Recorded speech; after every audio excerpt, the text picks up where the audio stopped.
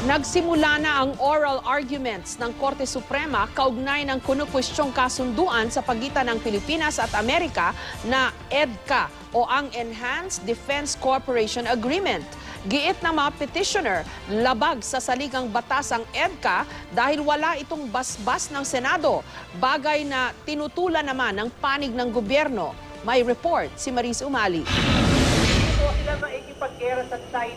Inulan ng protesta ang unang araw ng oral argument sa Korte Suprema kontra sa pagpapatupad ng Enhanced Defense Cooperation Agreement o EDCA. Ilang oras bago magsimula ang oral arguments, nangalampag sa harap ng SC ang grupong Bayan Muna, Gabriela at iba pang militanteng grupo. Giit nila hindi naaayon sa konstitusyon ng EDCA dahil labag ito sa soberanya ng bansa. Unang sumalang ang mga petitioner. Isa rito si dating Senador Nessa Gisag na kabilang sa binansagang Magnificent 12, ang mga senador na bumoto noong 1991 para mapatalsik ang base militar ng Amerika sa bansa. Under the Constitution, bawal din ang foreign troops and facilities, hindi lang ang mga base kung walang concurrence ang Senado.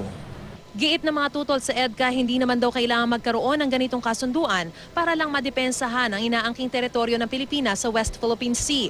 Has agreed to bilateral negotiations with China. Kaya there is no need to put on a war footing with China because we are negotiating bilaterally. Aside from that, we have to be realistic. At this point, there is no chance that the United States can will wage war against China. Pinirmahan ng EDCA nung bumisita rito si US President Barack Obama nitong Abril. Naglalayon itong bigyang karapatan ang mga Amerikanong sundalo na gumamit ng mga military facilities ng Pilipinas.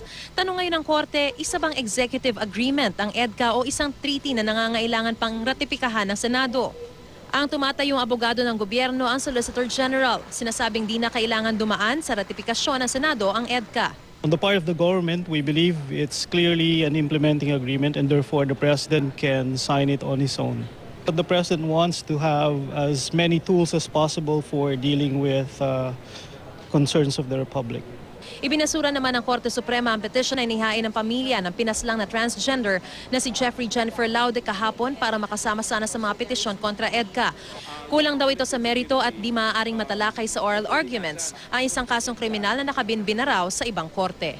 Mariz Umali, GMA News.